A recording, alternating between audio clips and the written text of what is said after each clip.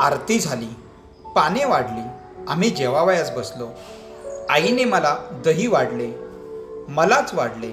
माझ्याजवळ लहान भाऊ होता, त्याला नाही वाढले. माझ्याकडे कोणाचे लक्ष नाही असे बघून माझ्या पानातील दही मी लहान भावाच्या भातात घातले व त्याला भात कालवून दिला. ते दही त्याला देताना मला धन्यता वाटत होती. मी त्या दिवशी अगदी हळूवार मनाचा झालो होतो. त्यावेळेस माझ्या शरीरास कुठेही बोट लावले असते तर चटकन पाणीच बाहेर आले असते. जणू अश्रुमय मी बनलो होतो, आसवांची मूर्ती झालो होतो. माझ्या भावास मी मोठा झाल्यावर पैसे दिले असतील, परंतु त्या रात्री ते जे दही दिले त्यात जी गोडी होती, जी सहृदयता होती, ती पैशा अडक्यात नव्हती. आम्ही भावंडे गोष्टी बोलत पडलो. त्यांना झोप लागली, परंतु मला लागली नाही. मी मुसमुसत होतो. शेवटी केव्हा तरी मला झोप लागली.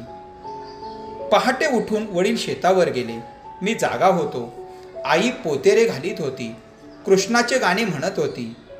कृष्ण यशोदेचा बाळ, सुकुमार लढीवाळ. कृष्ण यशोदेचा तान्हा, त्यास पाजी प्रेम पान्हा. कृष्ण बाळ मेघ श्याम, यशोदेचे पाशी प्रेम. कृष्ण यशोदेचा बाळ, सुकुमार लढीवाळ. मी गाणे ऐकत होतो. माझ्या आईचे नाव यशोदा व माझे नाव श्याम. आई मला प्रेम पाजित होती, मला प्रेम पान्हा पाजित होती. मी उठलो व आईला जाऊन मिठी मारली. आई, तू मला कुशीत घेऊन निजव, तुझी चौघडी घाल. चल मला निजव, थोडा वेळ थोपट राहू दे पोतेरे. मुलापुढे आईचे काय चालणार. मी जणू त्यावेळी कुकुले बाळ झालो होतो. आईजवळ मी निजलो. आईने मला थोपटले, ओव्या म्हटल्या. पहाटेची वेळ, दूर कोंबडा आरवे. परी बाळा झोपी जावे, लहान तू अंगाई. पहाटेची वेळ, वाजू लागती रहाट. बाळा तू रे पाळण्यात, झोप घेई रे अंगाई. पहाटेची वेळ, काका करी तो कावळा. झोपे परी माझ्या बाळा, उठू नको अंगाई. पहाटेची वेळ, कामाची आहे घाई. बाळा तू झोप घेई आई म्हणे. मी ओव्या ऐकता ऐकता आईला म्हटले, आई, मी आपला निघून जातो. मी येथे राहत नाही.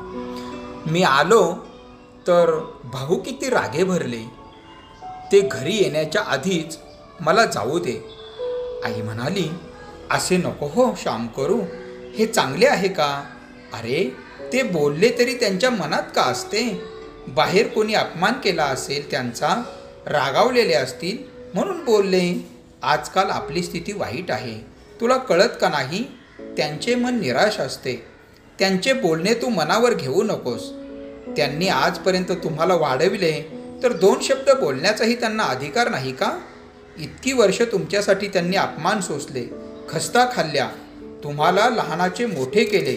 तुमच्या विद्येसाठी कर्ज काढून स्वतः फाटकी धोत्रे नेसून ते पैसे देतात.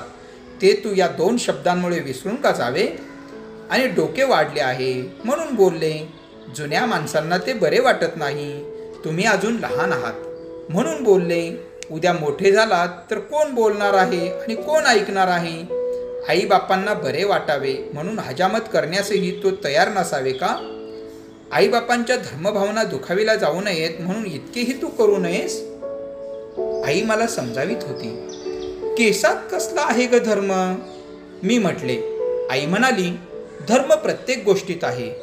काय खावे, काय प्यावे यातही धर्म आहे. केस तरी तू का रे ठेवतोस. मोहच तो. मोह सोडणे म्हणजे धर्म. मित्रांनो, माझ्या आईला त्यावेळेस मला नीट पटवून सांगता आले नसेल, परंतु आज मला सारे कळत आहे. प्रत्येक गोष्टीत धर्म आहे.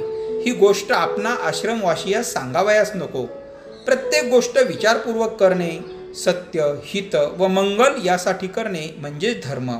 बोलणे, चालणे, बसणे, उठणे, ऐकणे, खाणे, पिणे, झोपणे, न्हाणे, धुणे लेणे सर्वात धर्म आहे.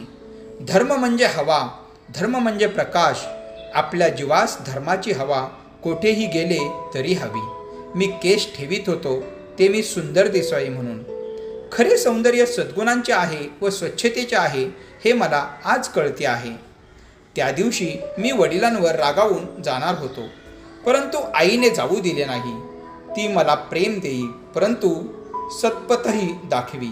तिचे प्रेम आंधळे, बावळट नव्हते. आई कामधाम करावयास निघून गेली. मी व माझे भाऊ थोडा वेळ आणखी झोपलो. नंतर मी उठलो. न्हाव्याला बोलावून आणले. आमचा पडपणीचा न्हावी होता. पडपणीचा म्हणजे वर्षाकाठी न्हाव्याला ठराविक धान्य द्यायचे, मग वर्षभर त्याने हजामती करावयास त्या घरी जायचे. दिवाळीच्या दिवशी अंगाला लावावयास यावयाचे ते प्रेमळ संबंध असत. परंतु ती पद्धत आता खेड्यातूनही नाहीशी होत चालली आहे. गोविंदा न्हावी म्हणजे घरोब्याचा. काय श्याम, लईशी डोई वाढवलीस असे त्याने विचारले. मी त्याला म्हटले, गोविंदा तुझा हात हलका आहे. ते कापातले न्हावी फार रडवितात. माझे शब्द ऐकून गोविंदास बरे वाटले. आम्ही आंघोळी केल्या. वडील बाहेरून आले. येताना त्यांनी तवसे आणले होते. तवसे म्हणजे जून झालेली काकडी. कोकणात अशी तवसी घरात टांगून ठेवतात व ती बरेच दिवस टिकतात. 4-4 महिने टिकतात. पावसाळ्यातील भोपळे व तवशी शिमग्यांपर्यंत टिकतात. शिमग्याचे ढोल वाजले म्हणजे ती टिकणार नाहीत अशी समजूत असते. वडील आईला म्हणाले, हे तवसे आणले आहे, पातोळे कर, श्यामला आवडतात. ही हळदीची पानेसुद्धा आणली आहेत. तुमच्या आंघोळी झाल्या वाटते. श्याम चुलीखाली थोड्या घाल.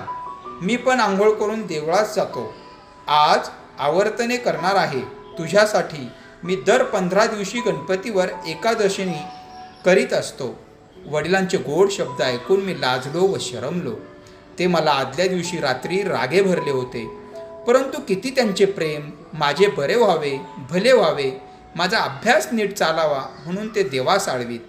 मला पातोळे आवडत म्हणून बाहेर हिंडावयात जाऊन तवसे घेऊन आले. त्यांच्यावर रागावून मी जाणार होतो. मी रागाने पुन्हा दापोलीस निघून गेलो. असे आल्यावर त्यांनी पाहिले असते तर त्यांची केवढी निराशा झाली असते. त्या प्रेमळ व थोर पितृहृदयास किती दुःख झाले असते.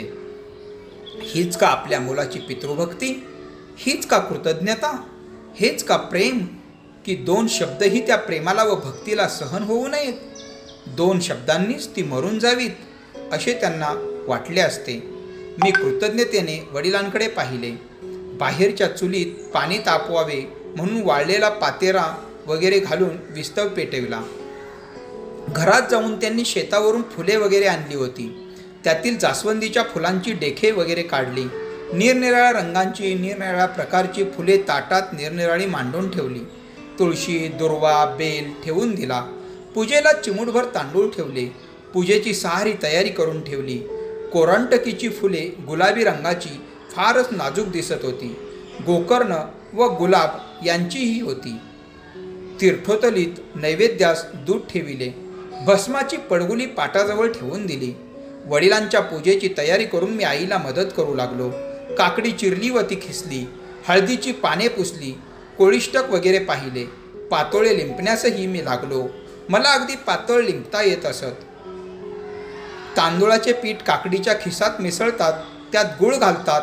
मग हे पीठ हळदीच्या पानावर पसरवायचे. निम्म्या पानावर पातळ पसरून निम्मे पान त्यावर झाकण घालावायचे. वाफेवर ते उकडावायचे. उकडल्यावर पान सुटते व पातोळा तयार होतो. वडिलांची घरची पूजा संपत आली. मग चुलीजवळ जाऊन सनकाडीने निरांजन लावून त्यांना नेऊन दिले. ते उगीच आगकाड्या वापरीत नसत. पूजा करून वडील देवळास गेले. मी एक नारळ फोडला. पातोळ्याजवळ बोळू काय? पातोळा कशाबरोबर खावायचा? कोकणात तूप कमी. गरिबांच्या घरी ताकाच्या थेंबानेच अन्नशुद्धी करून घेत असत. कोकणात तुपाची उणीव नारळाने भरून काढतात. ओला नारळ खवावयाचा. मग तो खोवलेला नारळ थोडे कडक पाणी व थोडे मीठ घालून चांगला कुस्करायचा. नंतर तो पिळून त्याचा रस काढायचा. हा नारळाचा रस, त्याला आंगरस म्हणतात. तो फारच खमंग व उत्कृष्ट लागतो. त्या आंगरसाबरोबर पातोळे, मोदक, खांडवी वगैरे पक्वान्ने कोकणात खातात. मी चांगला घट्ट आंगरस काढला. जेवणाची तयारी झाली. वडील आले. आनंदाने जेवण झाली. त्या दिवशी मला फारच आनंद होत होता. श्यामला वाढ गा आणखी पातोळा, माझा म्हणून एक वाढ. वडील आईला म्हणाले. माझ्या आईप्रमाणे तेही प्रेमळ होते. त्यांनी शारीरिक शिक्षा आम्हास कधीही केली नाही. 10 उठाबशा काढ, अंगणातले गवत बेनून टाक, त्या झाडाला 4 कळशा पाणी आणून घाल, देवांना 10 नमस्कार घाल, अशा प्रकारच्या त्यांच्या शिक्षा असत. एखाद्या वेळेस रागाने बोलत, परंतु मारीत नसत. आमची जेवणे झाल्यावर आई जेवावयास बसली. ती आईजवळ गोष्टी बोलत बसलो होतो. इतक्यात सर्वात लहान 5-6 वर्षांचा भाऊ आईजवळ आला व म्हणाला, आई जाऊ? कुठे रे बाबुल्या? मी म्हटले, आईला आहे माहीत, जाऊ का? त्याने विचारले. आई म्हणाली, जा, पण तेथे श्लोकबीक म्हणत नको बसू. हसत सदानंद निघून गेला. धाकट्या भावाचे नाव सदानंद होते. वडील त्याला त्याच नावाने हाक मारीत. आम्ही त्याला बाबुल्या म्हणत असू. मी विचारले, आई, करंदीकरांच्या झोपाळ्यावर का बसायला गेला? आई म्हणाली, नाही रे, त्याला परसाकडे जावयाचे आहे. चावट आहे तो. परसाकडच्या वेळी परवानगी घ्यावयाला येतो. एरवी कुठे बाहेर जायच्या वेळेस नाही विचारायचा. लबाड कुठला. आणि तेथे ठाकुलीवर बसून मोठ्याने श्लोक म्हणत बसतो वेडगळ. मला हसू आले. बोलता बोलता आई म्हणाली, श्याम, तू आज गेला असतास तर त्यांना किती वाईट वाटले असते. त्यांना अन्न नसते गोड लागले, घास नसता गिळवला. एखादे वेळेस त्यांना उचकी लागली किंवा हातातला घास खाली ताटात पडला तर म्हणतात, कोणी आठवण काढली, गजूने की श्यामने? त्यांचे तुमच्यावर किती प्रेम आहे श्याम. अरे, मी अशी आजारी, मी नाही व फार दिवस जगायची. आता एकटे त्यांना सोडून मला जावे लागेल. त्यांना भाऊ बहिणी कोणी पुशीत नाही. गरीबाला कोण? तुम्ही मुलगे तुमच्याकडे पाहूनच ते जगतात. तुमचेच त्यांना सुख. असे म्हणता म्हणता आईचा गळा दाटून आला. पुन्हा म्हणाली, श्याम, ते नेहमी म्हणतात की असतील बाळ तर फेडतील काळ, नाही तर होतील काळ. तुम्ही काळ नका होऊ. जर काळ आला तर त्याला हाकलून द्या, त्यांना सुख द्या. आईचे जेवण झाले. मीही तिला मदत केली. पाणी लावून पाट उचलले. पाटावर शीत वगैरे पडलेले असते म्हणून पाणी लावून उचलतात.